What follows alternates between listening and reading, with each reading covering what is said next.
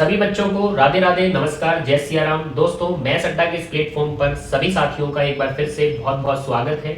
उम्मीद करते हैं आप सभी बहुत अच्छे होंगे। और दोस्तों, जो साथी हमारे नए हैं, जिन्होंने अभी तक चैनल को सब्सक्राइब नहीं किया, तो दोस्तों मैथ्स अड्डा के इस चैनल को सब्सक्राइब कर लीजिए, साथ में बेल आइकन को प्रेस करके रखिए ताकि हर वीडियो का नोटिफिकेशन आप तक पहुंच सके। क्योंकि आज हम मेंसुरेशन 3D पर, क्षेत्रमिति 3D पर 6th क्लास लेकर आए हैं। और दोस्तों, इससे पहले मेंसुरेशन 3D पर 5 क्लासेस हो चुकी हैं, जिनका लिंक आपको डिस्क्रिप्शन बॉक्स में मिलेगा। तो जो भी पार्ट आपसे छूटा हुआ है या जो पार्ट आप देख नहीं पाए हो, तो उसे हमारे चैनल पर जाकर देख सकते हो। अब बात करते हैं कि इस 6th क्लास में हम करेंगे घन और घनाभ। घन और घनाभ के विकर्ण पर, मतलब डायगोनल पर जो क्वेश्चन आते हैं। और सबसे पहली बात दोस्तों, मैं आपके साथ डिस्कस करूंगा कि कैसे बनता है इनके विकर्ण का फॉर्मूला। तो सबसे पहले मैं आपको सिखाऊंगा कि विकर्ण का फॉर्मूला कैसे बनता है, और फिर उस बेस पर अच्छे से अच्छे क्वेश्चन हम करने वाले हैं। तो दोस्तों, बने रहिए लास्ट तक हमारे साथ। अब पहले हम थीम को समझते हैं, पहले हम फॉर्मूले को समझते हैं। तो आइए,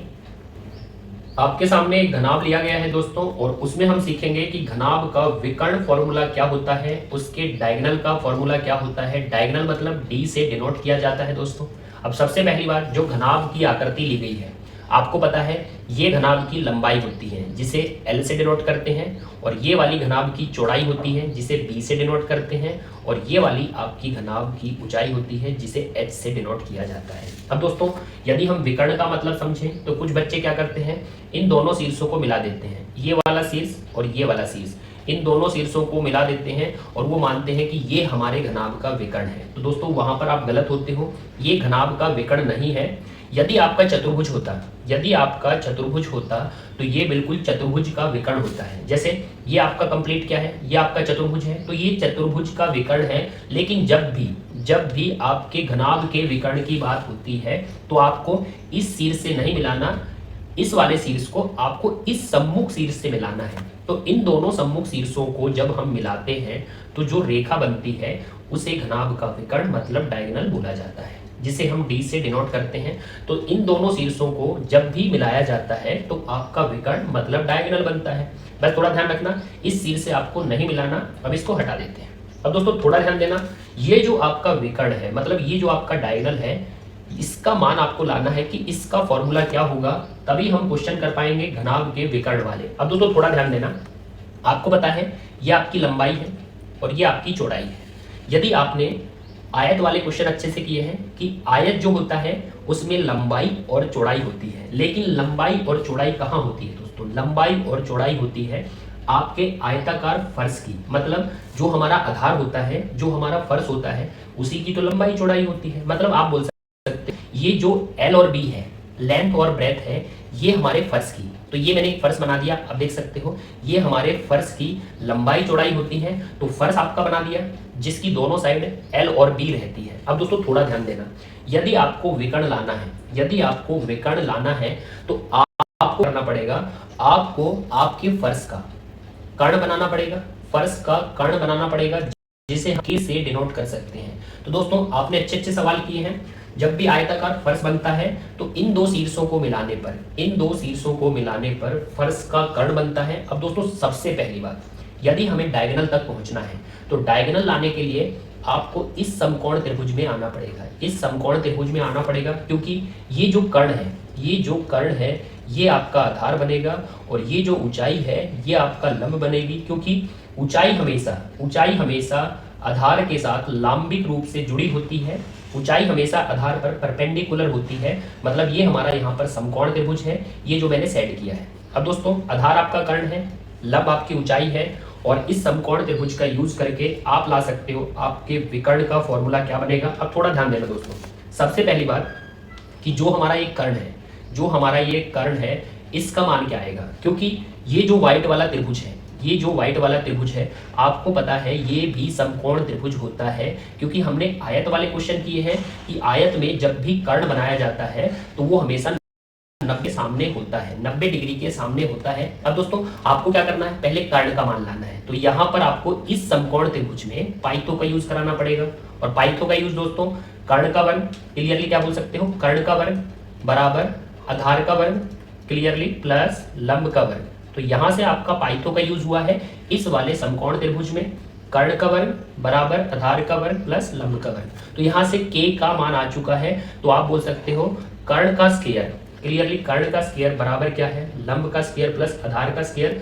जिसमें k का वर्ग, इसका मान हमारे पास है। अब दोस्तों आपको क्या करना है, इस त्रिभुज में तो पाइथो का यूज करा दिया हमने, अब आपको कराना है ये जो शेडिंग हुआ है, ये जो शेडिंग हुआ है इस समकोण त्रिभुज में पाइथो का यूज कराना है। तो दोस्तों थोड़ा ध्यान देना, आप बोल सकते हो इसमें जो कर्ण है, इसमें जो कर्ण है वो हमारा डायगोनल मतलब घनाभ का विकर्ण है। तो आप बोल सकते हैं कर्ण का वर्ग बराबर आधार। अब ध्यान दीजिए आधार क्या है, आधार है आपका क्लियरली ये कर्ण, जो आपके फर्श का कर्ण है वो आपका इस त्रिभुज का क्या है, आधार है। तो भाई कर्ण का वर्ग बराबर आधार, आधार का वर्ग प्लस लंब मतलब आपकी ऊंचाई का वर्ग। तो दोस्तों आपने देखा मैंने इस शेडिंग वाले समकोण त्रिभुज में पाइथो का यूज कराया है, जिसमें आप बोल सकते हो कर्ण का वर्ग बराबर आधार का वर्ग प्लस लंब का वर्ग। अब यहां से थोड़ा ध्यान दीजिए दोस्तों, जो आपने पहले समकोण त्रिभुज में पाइथो का यूज कराया था उसमें कर्ण का वर्ग उसका मान क्या मिला था, आपको मिला था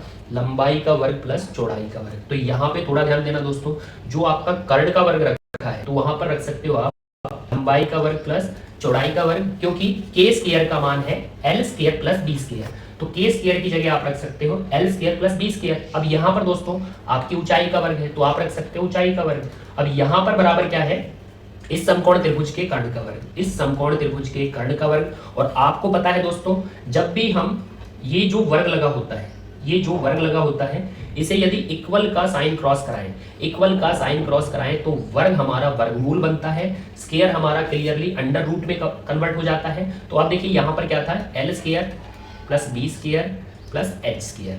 तो ये आपके क्लियरली घनाभ का विकर्ण का फॉर्मूला होता है, मतलब घनाभ के डायगोनल का फॉर्मूला होता है। तो आपको याद रखना है कि विकर्ण क्या होता है, डी बराबर करणी में लंबाई का वर्ग प्लस चौड़ाई का वर्ग प्लस ऊंचाई का वर्ग। अब दोस्तों आप इस फॉर्मूले को यदि अच्छे से समझो, यदि मैं शॉर्ट में बात करूं तो आपको पहले फर्श पर पाइथो का यूज कराना है, जिसमें कर्ण का माना जाएगा।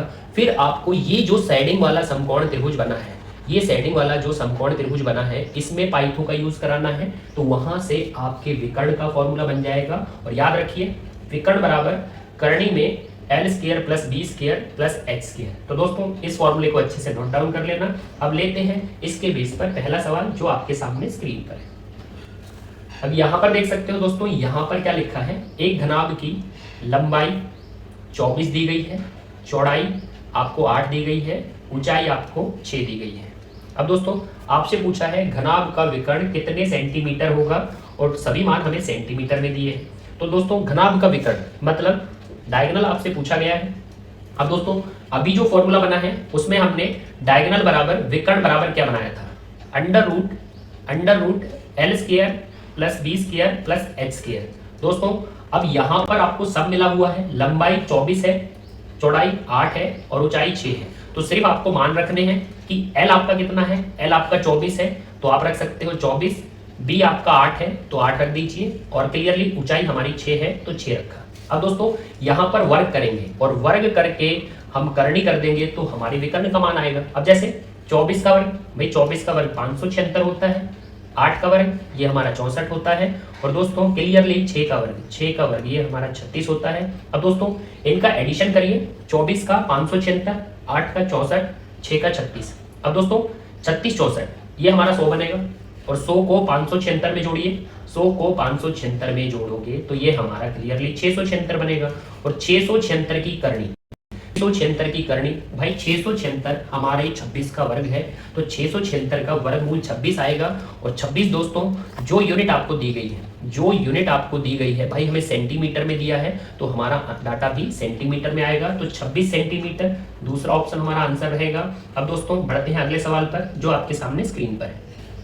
सवाल को एक बार अच्छे से पढ़िए दोस्तों, सवाल आपके सामने है, उस लंबी से लंबी छड़ की लंबाई ज्ञात कीजिए जो 16 मीटर लंबे, 12 मीटर चौड़े, 10 सही 2/3 मीटर ऊंचे, लंबाई चौड़ाई ऊंचाई दी गई है, कमरे में रखी जा सकती है। अब दोस्तों आपसे पूछा गया है लंबी से लंबी, छड़ की लंबाई याद कीजिए। लंबी से लंबी छड़ की लंबाई याद कीजिए, या छड़ के स्थान पर आपको बोला जाता है लंबे से लंबे बांस की लंबाई याद कीजिए। तो या तो छड़ करके आएगा या आपका सवाल बांस करके आता है। अब दोस्तों अभी जो मैंने आकृति बनवाई थी आपको, भाई ये आपके घनाभ की आकृति होती है, ये आपके घनाभ की आकृति होती है। और जिसमें मैंने आपको समझा दिया था कि जो विकर्ण होता है उसका एक्चुअल मीनिंग क्या होता है। मैंने बताया था इन दोनों शीर्षों को मिलाने पर आपका विकर्ण बनता है। और मैंने ये भी समझाया था कि जब आप इन दोनों शीर्षों को मिलाओगे तो ये आपका विकर्ण नहीं होता, ये चतुर्भुज का विकर्ण होता है, या कर्ण बोल सकते हो आप। तो थोड़ा ध्यान दीजिए, उसने बोला है लंबी से लंबी छड़ या लंबे से लंबे बांस की लंबाई बताइए। अब दोस्तों यहाँ पर आप देख सकते हो कि ये जो आपकी लंबाई होगी, ये जो मैंने कांटे लगाए हैं, इससे लंबी आपकी इस रेखा की लंबाई होगी। तो उसने बोला है लंबी से लंबी, तो इससे भी ज्यादा लंबी आपके विकर्ण की लंबाई होगी। मतलब लंबी से लंबी आपसे विकर्ण पूछा गया है, डायगोनल पूछा गया है। तो ये सवाल आप ध्यान रखना, लंबी से लंबी छड़ या लंबे से लंबे बांस की लंबाई जो कमरे में आपके विकर्ण की लंबाई होती है, मतलब विकर्ण आपसे पूछा गया है। अब दोस्तों थोड़ा ध्यान देना, विकर्ण का फॉर्मूला आपको पता है, D बराबर √L² plus B² plus H²। अब यहाँ पर आपको डाटा रखने हैं। और दोस्तों लंबाई क्या दी है, लंबाई 16 दी है। अब दोस्तों आप 16 का वर्ग कर सकते हो और 16 का वर्ग सीधा भी रख सकते हो, बाकी एक बार आप नोट के अकॉर्डिंग रख दीजिए। 16 का वर्ग, चौड़ाई आपको 12 मिली है, 12 का वर्ग। अब दोस्तों इसे आप सॉल्व कर सकते हो, 3 का 10 में गुणा 30, 30 में 2 को जोड़ो, तो 30 में 2 को जोड़ा 32/3, और ये हमारे ऊंचाई का वर्ग। तो दोस्तों लंबाई का वर्ग प्लस चौड़ाई का वर्ग प्लस ऊंचाई का वर्ग। अब आप इसे सॉल्व करोगे तो आपको सॉल्व करने पर मिलेगा भाई 16 का वर्ग आपको 256 मिलेगा, 16 का वर्ग 256 मिलेगा, 12 का वर्ग 144 मिलेगा दोस्तों। और यहाँ पर 32/3, 32 का वर्ग आपका 1024 आएगा, और भाई 3 का वर्ग आपका 9 आएगा। अब यहाँ से आपको एडिशन करना है और करनी से बाहर निकालना है। अब दोस्तों 256 और क्लियरली 144 ऐड करेंगे, 256 और 144, तो ये हमारा 400 बनेगा, अब दोस्तों आपको 9 क्रॉस में गुणा करना है, और जैसे ही 9 का गुणा करोगे 400 में, 9 का गुणा 400 में, तो ये भाई 3600 हो गया। 9 का 400 में 3600, और 3600 में 1024 जोड़ना है, और 3600 में यदि आप 1024 को जोड़ोगे तो आपका बन जाएगा 4624 बटे आपका 9 है।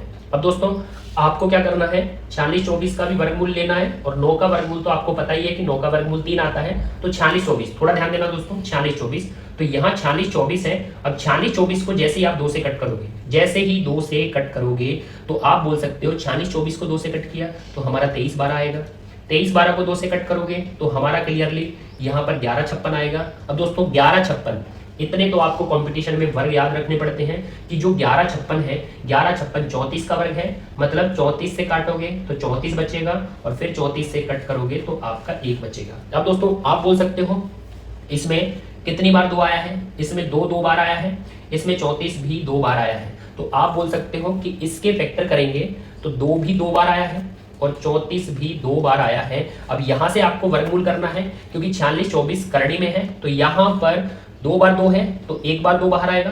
दोस्तों 2 बार 34 है तो 1 बार 34 बाहर आएगा, तो आपका 2 बार 2 में से 1 बार 2 बाहर आएगा। 2 बार आपका 34 है, 1 बार 34 बाहर आएगा, तो 34 का 2 में गुणा, तो ये हमारा 68 हो जाएगा। और दोस्तों 9 का वर्गमूल निकालिए, 9 का वर्गमूल आपका 3 होता है, तो 68/3, तो 3 से कट करिए, 22 सही 2/3, तो ये हमारे विकर्ण की लंबाई होगी। कमरे में लंबी से लंबी छड़ की लंबाई होगी या लंबे से लंबे बांस की लंबाई होगी, जिन सब का मतलब होता है डायगोनल। तो दोस्तों 22 सही 2/3 तीसरा ऑप्शन है भाई, इसको टिक करिए। और फिर लेते हैं अगला सवाल जो आपके सामने है। ये क्वेश्चन दोस्तों आप सभी के लिए है, क्योंकि इसमें घनाभ की लंबाई लेंथ दी है, चौड़ाई ब्रेथ दी है, ऊंचाई हाइट दी है, और आपसे पूछा है उसमें विकर्ण कितने सेंटीमीटर होगा, विकर्ण की लंबाई पूछी गई है। और दोस्तों घनाभ का विकर्ण आपको याद है करणी में L² बी स्क्वायर और एच स्क्वायर, ये हमारे घनाभ का विकर्ण होता है और जो आपसे पूछा गया है। अब दोस्तों इसका आंसर आप कमेंट बॉक्स में देना। और अब हम लेते हैं आपके घन के विकर्ण पर। पहले उसमें हम फॉर्मूले को समझेंगे और फिर उसके बाद हम सवालों पर आएंगे। तो आइए सबसे पहले घन का विकर्ण फॉर्मूला क्या होता है और कैसे बनता है, तो पहले उस पर हम आपके साथ बातचीत करते हैं। यहां पर देखिए दोस्तों, आपको दिया है घन का विकर्ण डायगोनल, तो आपके सामने एक घन आकृति ली गई है। अब दोस्तों सबसे पहली बात, घन का विकर्ण क्यूब डायगोनल, जिसे हम डी से डिनोट करते हैं, जिसे हम डी से डिनोट करते हैं। अब दोस्तों आपको पता है कि ये हमारा घन है, ये हमारा घन है। और दोस्तों घन की लंबाई, चौड़ाई और ऊंचाई सब किससे डिनोट करते हैं? ए से डिनोट करते हैं। तो लंबाई ए से, चौड़ाई ए से और ऊंचाई भी ए से डिनोट करते हैं। अब दोस्तों सबसे पहले इसको रख दीजिए और फिर हम इसके फॉर्मूले को आसानी से समझेंगे। विकर्ण का मतलब आपको पता है दोस्तों कि इन सम्मुख शीर्षों को नहीं मिलाना, इन सम्मुख शीर्षों को नहीं मिलाना। विकर्ण का मतलब मैंने आपको समझा दिया, सबसे लंबी छड़ जब इन सम्मुख शीर्षों को आप मिलाओगे। अब दोस्तों जो घन का विकर्ण होता है तो आप फॉर्मूला रख सकते हो आपके घनाभ वाला, क्योंकि घन भी एक प्रकार का घनाभ होता है, क्योंकि उसमें भी लंबाई, चौड़ाई और ऊंचाई होती है। तो एक बार आप आपके घनाभ का विकर्ण फॉर्मूला रख सकते हो कि डी पर L square B square plus H square. अब दोस्तों ये आपके घनाभ का विकर्ण फॉर्मूला। अब हम बनाने वाले हैं आपके घन का विकर्ण फॉर्मूला डायगोनल। तो दोस्तों आपको पता है जो आपका घन होता है उसकी लंबाई, चौड़ाई और ऊंचाई सब a से डिनोट की जाती है, क्योंकि घन के सभी किनारे बराबर होते हैं। अब दोस्तों लंबाई भी a है, चौड़ाई भी a है और ऊंचाई भी a है। तो लंबाई, चौड़ाई, ऊंचाई जैसे ही हम रखेंगे तो एल स्क्वायर, बी स्क्वायर और एच स्क्वायर। अब दोस्तों आप देख सकते हो करनी में ए स्क्वायर और ए स्क्वायर, 3 बार ए स्क्वायर है और उन्हें यदि आप जोड़ोगे तो आपका बनेगा 3a स्क्वायर। अब दोस्तों थोड़ा ध्यान देना, यहां से आपको करनी करना है, वर्गमूल करना है, तो आपका डाटा क्या बनेगा ध्यान दीजिए।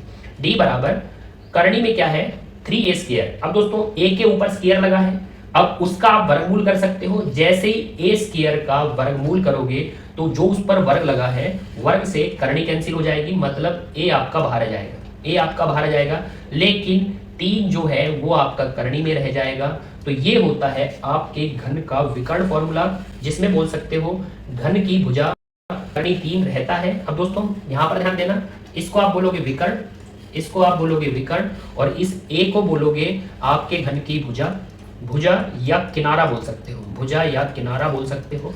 अब दोस्तों d बराबर a√3 ये आपके घन का विकर्ण होता है।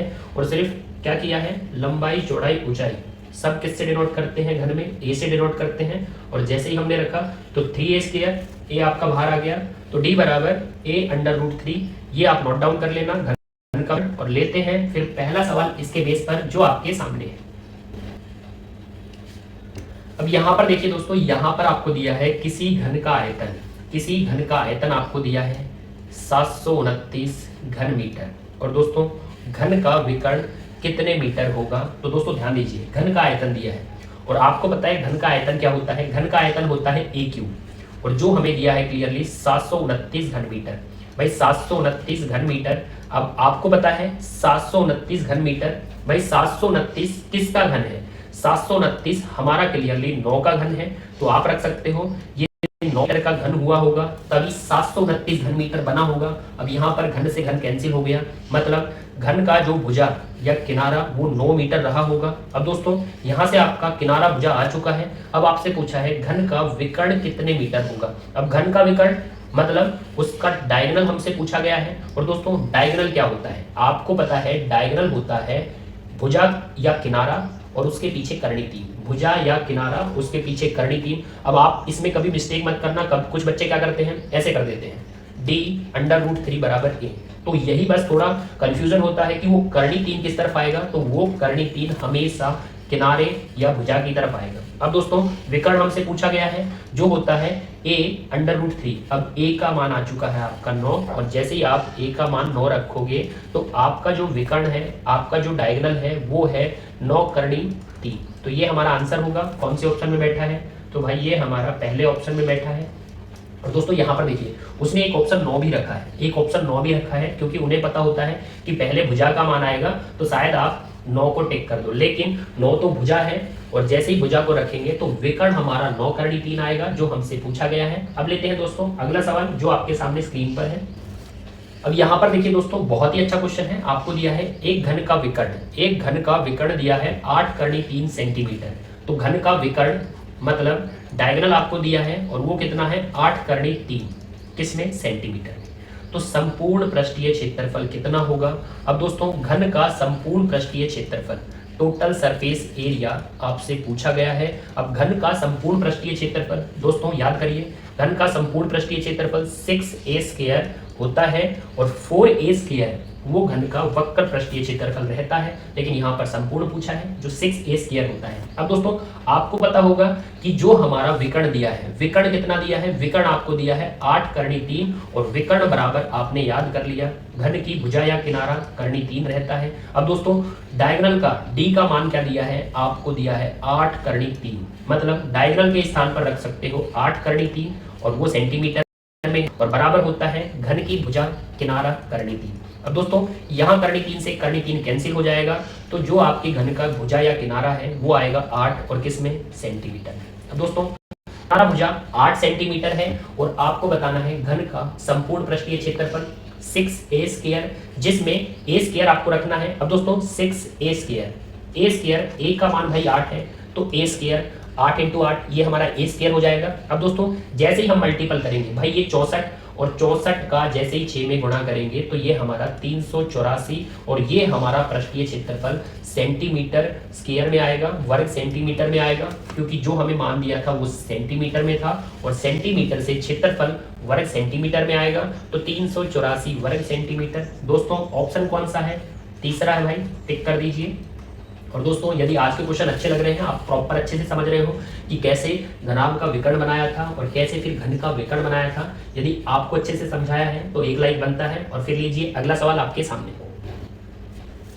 अब दोस्तों ये हमारा आज का लास्ट क्वेश्चन है और फिर इसके बेस पर आपको भी एक होमवर्क दिया जाएगा। पहले इस क्वेश्चन को देख लीजिए, क्योंकि यहाँ पर बच्चे हमेशा मिस्टेक करते हैं, क्योंकि अभी हमने देखा है यहाँ पर क्या दिया है, यहाँ पर दिया है एक घन का विकर्ण आपको √48 मीटर दिया है, मतलब जो घन का विकर्ण है डायगोनल है वो दिया है करनी में 48 मीटर। अब दोस्तों कुछ बच्चे क्या करते हैं, यहाँ पर 48 का वर्गमूल करना स्टार्ट कर देंगे और जो भी करनी से बाहर आएगा उसे वर्गमूल निकाल कर बाहर रख लेंगे। लेकिन दोस्तों कभी कभी क्या होता है 48 के स्थान पर बड़े बड़े डाटा आते हैं। लेकिन दोस्तों यहाँ पर एक बार रीड करेंगे, हमसे पूछा क्या गया है, उस घन का आयतन कितने घन मीटर होगा। अब दोस्तों सबसे पहली बात, उस घन का आयतन कितने मीटर होगा, मतलब घन का आयतन हमसे पूछा गया है जो होता है a³।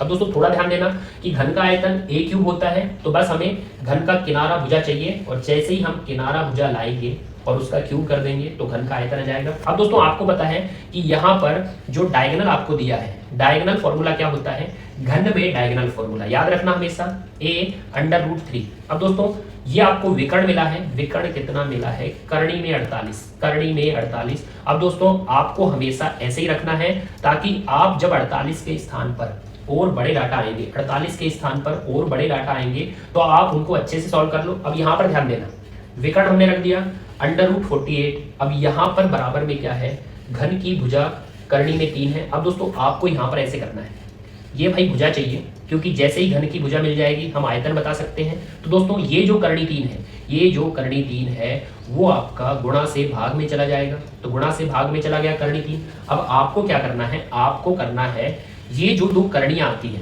इस प्रकार से बहुत सारे क्वेश्चन आते हैं, आप देख रहे हो ऊपर भी करनी है और आपकी नीचे भी करनी बन चुकी है। तो जब भी अंश पर और हर पर करनी लगी हो तो आपको वो करनी पूरी भिन्न पर लगानी है, मतलब अंश को और हर को एक करनी के नीचे रख सकते हो, एक करनी के नीचे रख सकते हो। तो 48 और जो 3 है वो एक करनी के नीचे आ जाएगा, तो अंश की करनी हर की करनी आप पूरी भिन्न पर लगा सकते हो। अब दोस्तों हमेशा कैलकुलेशन ऐसे ही करना, क्योंकि यहाँ 3 से आराम से कटेगा और 3 से कट करने पर क्या मिलेगा भाई, 16 मिलेगा, और जैसे ही 3 से कट करने पर 16 मिलेगा तो 16 का वर्गमूल आ जाएगा, और 16 का वर्गमूल क्या आएगा, 16 का वर्गमूल आ जाएगा 4, मतलब घन की भुजा 4 है। अब दोस्तों यहाँ पर घन का आयतन क्लियरली घन की भुजा का क्यूब करना है तो आपको मिल जाएगा 64, और 64 किसमें मीटर था तो आपको घन मीटर में आयतन मिलेगा 64 घन मीटर कौन सा ऑप्शन है भाई? ऑप्शन हमारा दूसरा है, टिक करिए दोस्तों।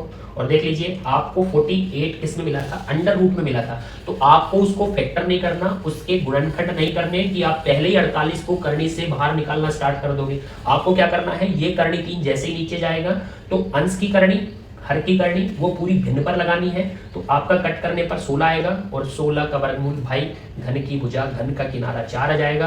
किनारा 4 है तो आयतन 64 होगा। दूसरा ऑप्शन टिक करिए और लीजिए दोस्त, इस पर आपके लिए एक सवाल है जो अब इस क्वेश्चन को आप अच्छे से देख सकते हो। एक घन का विकर्ण अंडर रूट 588 मीटर दिया है। तो दोस्तों देख सकते हो यहाँ पर डाटा थोड़े कर दिए गए हैं और इससे भी बड़े आते हैं। 588 3 अंकों में है तो कभी कभी ये 4 अंकों में आता है। तो करनी में 588 ये आपका विकर्ण दिया गया है और उस घन का आयतन कितने घन मीटर होगा? तो ऑप्शन आपके साथ है दोस्तों। कमेंट बॉक्स में अपना आंसर फेंक के मारना। और आज का कंटेंट यदि अच्छा लगा है, बहुत बढ़िया लगा है, अच्छे से समझ पाए हो तो वीडियो को लाइक करिए, चैनल को सब्सक्राइब करके जाना, साथ में बेल आइकन को प्रेस रखिए ताकि जो ये एडवांस सीरीज चल रही है इसके सभी पार्टों का नोटिफिकेशन आपको मिल सके। तो दोस्तों चैनल को सब्सक्राइब करके बेल आइकन को जरूर प्रेस करिएगा और फिर मिलते हैं अगली वीडियो में बेस्ट कंटेंट के साथ। जय हिंद, जय भारत।